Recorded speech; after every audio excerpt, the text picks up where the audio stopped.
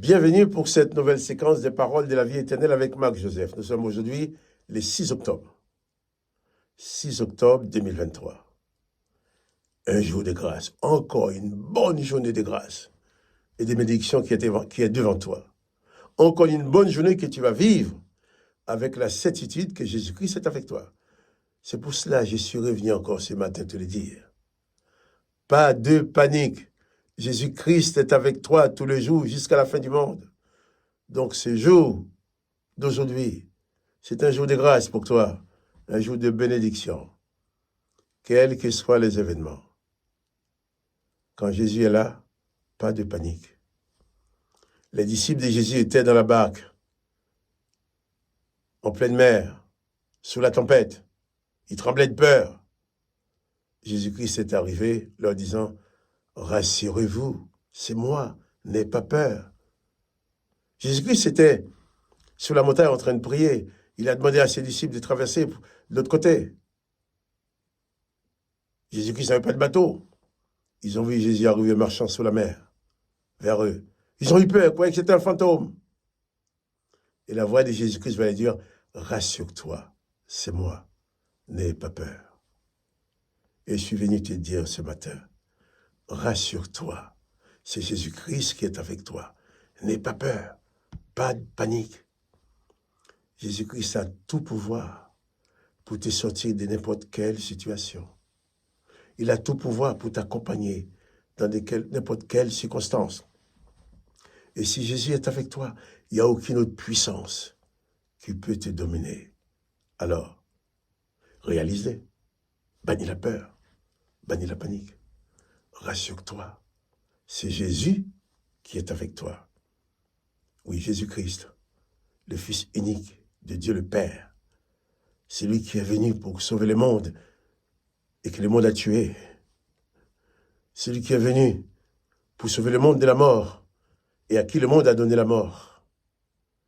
C'est lui qui est venu pour délivrer les pécheurs. Et il a été tué par les pécheurs. Et c'est Jésus en mourant a dit, « Père, pardonne-leur. » Il ne les a pas maudits. C'est Jésus qui est avec toi, dans toute la plénitude de sa bonté, de son amour, de sa compassion, dans toute la plénitude de sa grâce. Donc c'est pour toi un jour de grâce, un jour de bénédiction. Il faut le savoir, le croire et le vivre, quelles que soient les circonstances que tu vas rencontrer aujourd'hui. N'oublie pas que Jésus-Christ est avec toi et il ne t'abandonnera jamais. Et j'insiste encore que la présence de Jésus-Christ n'est pas une marchandise à vendre. La grâce de Jésus-Christ n'est pas une marchandise à vendre. Tous ceux qui veulent te vendre des prières ou des marchandises dans le nom de Jésus-Christ, ce ne sont pas des serviteurs de Jésus-Christ. Parce que Jésus-Christ n'a jamais fait ça. Il n'a jamais demandé de le faire.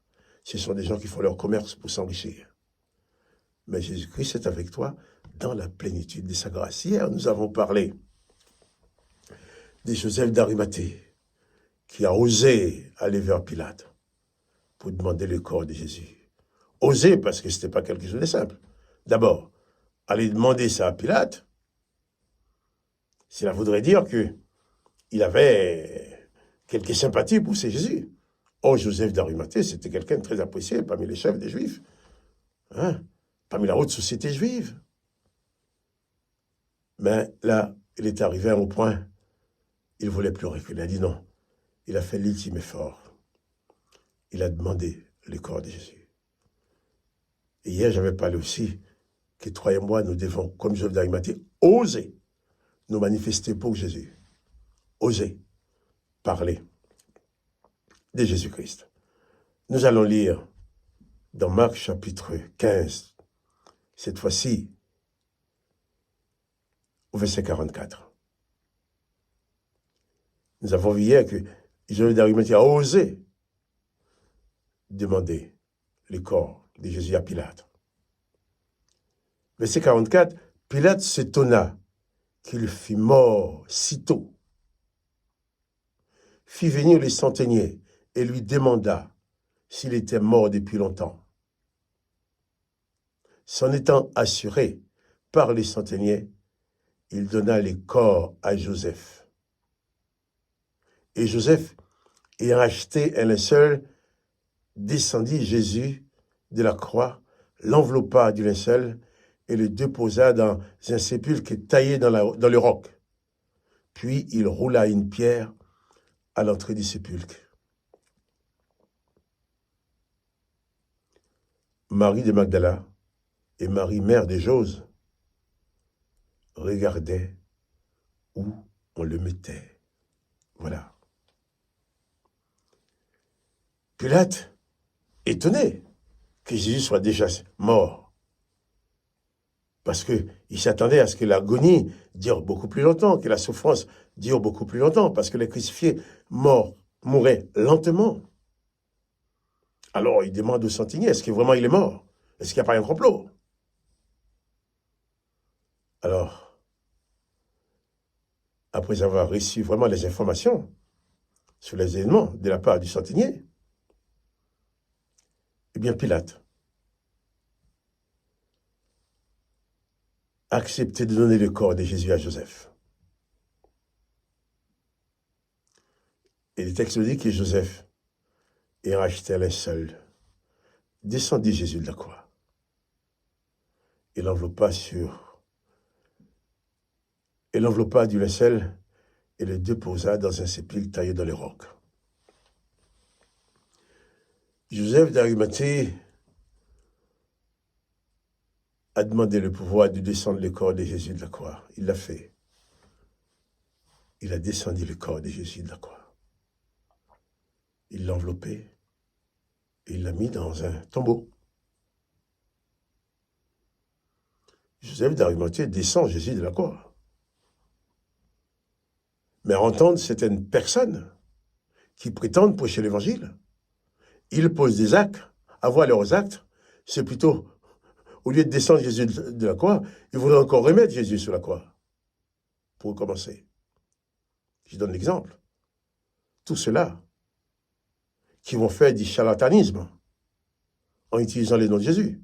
Tout cela qui va utiliser le nom de Jésus comme monnaie, non, comme marchandise, pour gagner de l'argent. Tous ceux-là qui vont utiliser le nom de Jésus pour s'enrichir, qui vont vendre des bénédictions, qui vont vendre des choses disant ça vient de Jésus, qui vont se faire payer une prière, qui vont se faire payer une prophétie, qui vont se faire payer une parole. Eh bien, tous ces gens-là, c'est comme s'ils voulaient à nouveau remettre Jésus sur la croix. Car à chaque fois que quelqu'un fait ces choses-là, Jésus-Christ qui nous accompagne est dans la souffrance. Jésus-Christ souffre. Beaucoup font leurs histoires pour s'enrichir, mais ils font pleurer Jésus. Ils font souffrir Jésus de voir de telles choses. Car le seul prix à payer pour la prière, pour la grâce, pour la bénédiction, pour la guérison, pour la prophétie, pour tout ce qu'on veut faire payer les gens, tout ce qu'on fait payer aux gens, Jésus a tout payé de sa vie. Il n'y a pas de monnaie plus importante, il n'y a pas d'argent qui peut être comparable au sacrifice de Jésus. Joseph d'Arimathée a osé prendre le corps, il l'a déposé dans un sépulcre. Il nous dit, et Joseph ayant acheté un linceul, descendit Jésus de la croix, l'enveloppa du linceul et le déposa dans un sépulcre taillé dans les rocs. Puis il roula une pierre à l'entrée du sépulcre. Mais écoute, le verset suivant, Marie de Magdala et Marie, mère de Jose, regardaient où on mettait le maître. Joseph d'Arimathée ose prendre le corps de Jésus pour le mettre au tombeau. Ces deux femmes osent suivre Joseph d'Arimathée pour voir où ils allaient mettre le corps. Il allait mettre le corps. Pourquoi? Eh bien, ces femmes avaient leurs idées. Ils voulaient aussi s'occuper du corps du maître. Elles voulaient s'occuper du corps du maître. Mais elles n'avaient pas peur non plus. Elles aussi ont osé. suivre Joseph d'Arimathée dans sa démarche pour voir bien ce qu'il allait faire du corps de Jésus. Quelquefois, il peut y avoir des circonstances qui font peur de parler de notre foi. On peut avoir peur de dire qu'on est chrétien. On peut avoir peur de dire qu'on est disciple de Jésus-Christ.